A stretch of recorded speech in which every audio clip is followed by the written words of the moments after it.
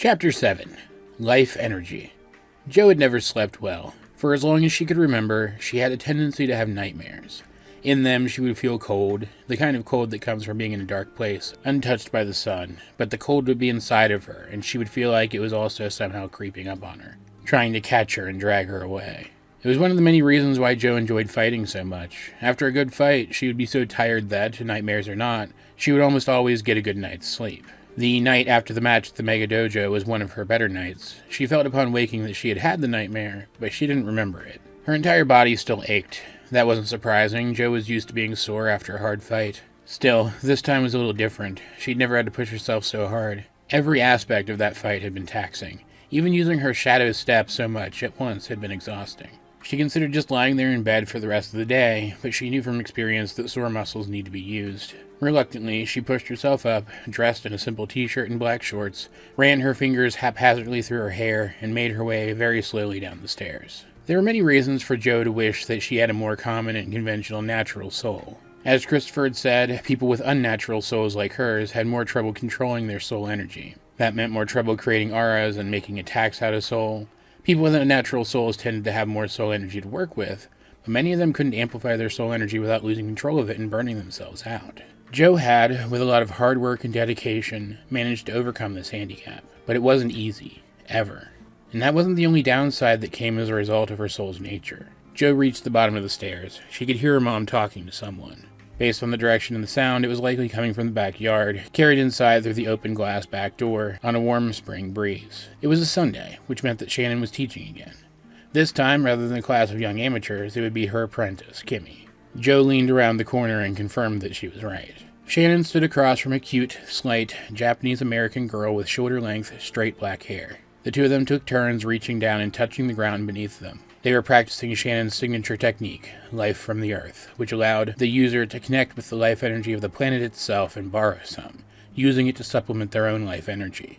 They could mix it with their soul energy, amplifying their soul more than they ever could using their own life energy alone. Or even the right kind of soul, Jo remembered, and her relatively neutral early morning mood turned significantly more sour. Jo thought back to her mother's soul lesson only a few days ago, at the part of that lesson that she'd overheard. More life energy makes a person quicker to heal when they're hurt, Shannon had said. That was true. All soul fighters could use life energy to make their bodies heal faster. Most soul fighters could also borrow life energy from other sources, helping themselves to heal after a fight, but fighters with unnatural souls didn't have that luxury.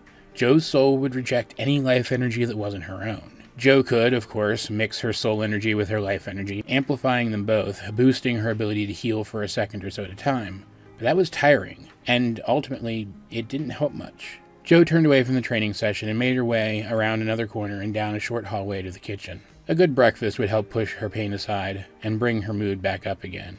She was pleasantly surprised to see Sarah sitting at the table, gnawing absent-mindedly at a still-wrapped banana while she read something on her phone. She looked as sore and groggy as Jo felt. Jo knew that at some point soon her sister would use their mom's techniques to get the healing process going, but that didn't alleviate the sympathy that Jo felt for her in that moment.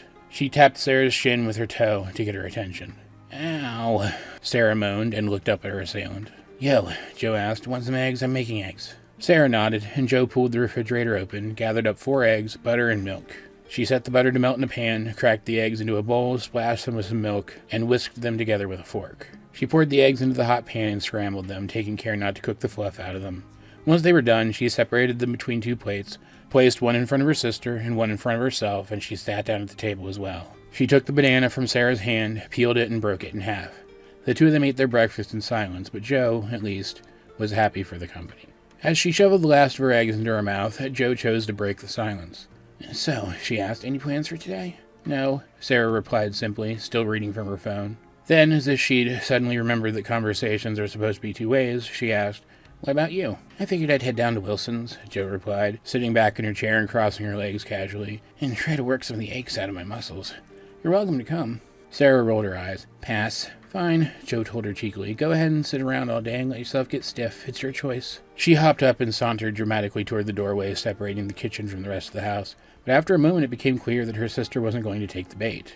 So she shrugged and picked up her pace. Sarah didn't usually like to go with her to Wilson's to train, but for some reason that she couldn't pin down, Jo had really wanted her to this time. Maybe the thought of training without a sparring partner after having Keith around for a while was actually getting to her. Either way, she put her odd feeling out of mind and took the few blocks to the dojo at a jog. Wilson didn't open the dojo on Sundays or Mondays, but that didn't stop Jo from using it. She had always gotten on well with the old man, and as his one and only permanent student, Jo was allowed full run of the place, whether its doors were open to the public or not. She even had access to her own key that Wilson kept hidden in a false rock behind the building. Worried, though, that as early as it was, the old man would still be asleep in his apartment in the building's back office, Jo decided that she would start training out on the back lot. It was padded with the same rubbery material that they put under jungle gyms, and was more than large enough even for her to practice her shadow step if she wanted to.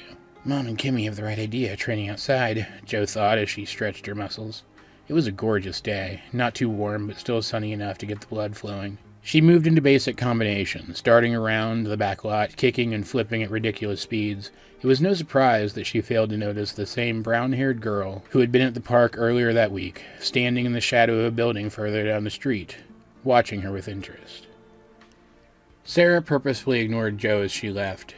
She knew that it irked her sister when she acted so detached, but, as usual, she shrugged it off. She waited a few minutes, and then, once she was sure that Jo would be a good distance from the house, she stood up and walked down the hall until she could see Shannon and Kimmy through the back door in the family room. They were engrossed in their training. Kimmy touched her palm to the ground again with a look of concentration on her face, and her body began to radiate golden light. She'd drawn a portion of the Earth's life energy into herself. Sarah frowned. Then, rather than use one of Shannon's techniques to alleviate the pain of the previous day, as Jo had expected her to do, she turned toward the front door, and she left as well. She followed the same route that Jo had earlier that week when going to meet with Tucker, and soon she made it to the park. She walked the path for close to 10 minutes, finding herself in the old park. Another 10 minutes and she was at the deepest part of the old park, which was a little swampy and surrounded by dying trees. It was the only part of the old park that no one except her ever used, and that's exactly why she used it. After taking a few minutes to stretch, Sarah moved to the center of the secluded area. It was only about 20 feet by 25 feet, but it was enough for what she needed it for. She adopted a stance identical to the one that Shannon and Kimmy had been in for their training, her feet squared with each other, her hands held together in front of her chest as if praying. She closed her eyes and took a calming breath that didn't quite succeed in erasing the look of anxiety from her face, and then reached down and touched the ground. A bead of sweat rolled down her face. For just a moment, the air around her stirred, and a golden glow flickered around her. Then it faded, and the air stopped moving. Sarah took a deep breath. She checked her stance and tried again. This time, nothing happened at all. She scowled and kicked the mud at her feet, sending it splattering out in front of her. She kicked again and again, almost losing her footing and toppling over, startling herself enough to calm her down, if only a little. She centered herself again and closed her eyes, this time concentrating on moving the soul energy in her body. She tried to draw out the life energy in her body and mix the two, but it didn't work. She could feel the life energy at the core of her being, but she couldn't make it do what she wanted. She stomped the ground and then dropped into a sit. She didn't even care that she had half buried herself in stagnant water. She tried and almost failed to hold back tears. Sarah was the younger child of a practiced soul fighter. She'd been born with a lot of soul, even more than Jo. She'd also trained her soul to make it even stronger, and just like any practiced soul fighter, she could bear down on her soul and make it do what she wanted. She could use raw soul to make herself stronger or faster, or use the water soul, the soul specific to her, to control the water around her. But she couldn't access her life energy. She'd never been able to, and no matter how hard she tried, no matter how hard she trained, that never changed. Sarah wasn't one to give up, though. She let herself fume for a few more minutes, and then she stood back up and kept trying. She worked late into the day, but she didn't make any more progress than she ever had. Today was different, though, in that her private, secret training wasn't quite so private this time. Today, she was being watched closely from the shadows by a well-kempt young man in a silk vest. Jen stood outside of the Mega Dojo, looking up at the grand opening banner still hanging from its facade. She eyed the place with restrained contempt. She wasn't as overt with her anger as her cousins, but she felt it just as strongly. She had heard the words of the stout man the day before, and even though she didn't have an unnatural soul herself, she was just as disgusted by what the man had said to Jo as Jo herself had been. Jo was a good person, just like most people with unnatural souls, and it wasn't like there weren't people with natural souls who had horrible secrets. The difference between natural and unnatural souls was just another way for people to categorize others and give them a target to hate. Jen was the type, though, to compartmentalize her feelings when logic was called for, and it might well be today. That was why she was here. Despite the stout man's words, particularly the ones that indicated that ProCorp and the Mega Dojo shared his views, Jen had awoken to find that she'd received an email from the Mega Dojo's management asking to speak with any members of the Dueling Hearts who would listen. Joe, Sarah, and Tucker were all copied on that email, and yet Jen was seemingly the only one who had seen it, as she was the only one here. Or so she thought. "So you saw it too?"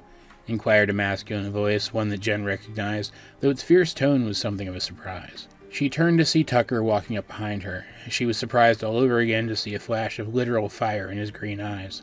He crossed his arms, breathing heavily, and Jen could feel heat radiating from him. Jen didn't blame him. She didn't see this side of Tucker often. Usually he was a lovable dork who liked physical competition, but when it came to standing up for one of his friends, he became almost an entirely different person. All of the Dueling Hearts could handle themselves, and yet Tucker would throw down for any of them anyway, but none more so than Joe. The connection between the two was something special. It wasn't anything overt, but anyone who knew them well could tell that they trusted each other completely and cared for each other as family. Thinking back, it had probably been nothing more than surprise that had kept Tucker from exploding on the stout man yesterday. Jen couldn't help but smile. A bond that strong was really something to admire. "You have any idea why they asked us here?" Tucker asked. "No," Jen answered, turning back toward the building again. "That dude yesterday said the ProCorp wanted us not to come back. I'm tempted to honor that and go home." She looked over her shoulder at Tucker. "Then again, I'm curious. You think you can resist hitting anyone until we get an answer?" Tucker shrugged. Jen frowned and started toward the door, Tucker following just a few steps behind her. Inside the Mega Dojo to the right was a desk where prospective members could find literature and talk with staff about joining. Almost as soon as the two Dueling Hearts were through the front door, a woman approached them from that desk. She was in her mid-20s, pretty, with light brown hair and strong cheekbones. She had a nice, eye-catching smile, accentuated by her perfectly applied lipstick. She looked like a salesperson, and it only took Jen a second to realize that it would be people like her who would eventually be in charge of convincing people to spend their money on the promise of this place. Jen already didn't like her on principle. The pretty young woman told Jen and Tucker that management was awaiting their arrival. She looked behind them as if expecting the others as well. Jen didn't bother telling her that Joe and Sarah weren't the type to think of checking email, ever, unless they were already expecting a message. Instead, she let the woman go and get her boss.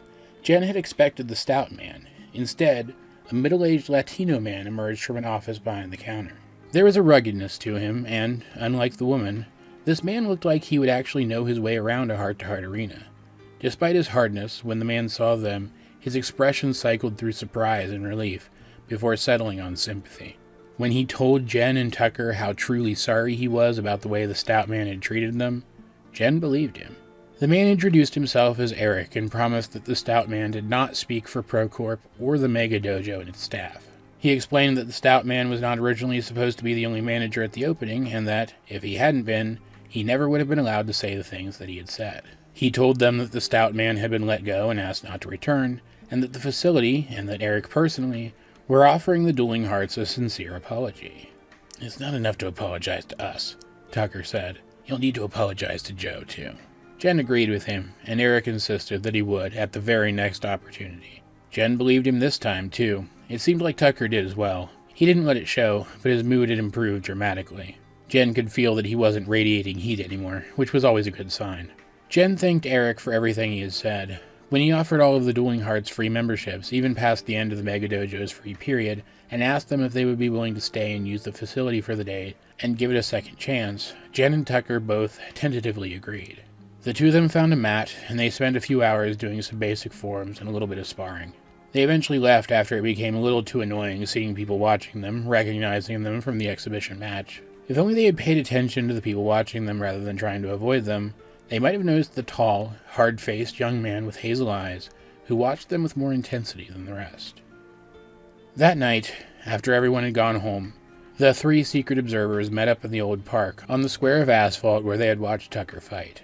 They showed a familiarity with each other that was reminiscent of family, and yet they didn't make small talk of any kind. As soon as they were close enough to hear each other without raising their voices, the tall one with the hazel eyes spoke. "I'm sure," he said, "there's nothing special about these four." "As hard as it may be to believe," said the one in the silk vest. "I actually agree. The one I was shadowing, Sarah, she can't even draw on her life energy. At all. I mean, she has talent, but there's no way she's a candidate." They looked to their leader. The dark-haired girl considered it for a moment. She twisted her hair in her fingers and thought about Joe. She thought about Joe's victory over Christopher Johnson and about how she had managed to keep fighting even after she probably shouldn't have been able to. She considered how Joe had managed to create a technique that was as impressive as any of theirs, on her own, at her age. Even if the others weren't, and the girl still wasn't convinced of that. Joe was impressive. She deserved another look. I disagree, the girl said to her male companions. They were impressive enough that, considering our leader's interest, it's worth testing them. The well-dressed young man nodded his assent. The young man with the hazel eyes frowned. Fine, at least I'll get to fight someone. If I dial it back, it could be fun. Fight them however you want, the dark-haired girl told him with a cheeky smile. But despite what we've seen, I still think that these four might surprise us. Let's give them a few days to recover from their last fight, and then find out.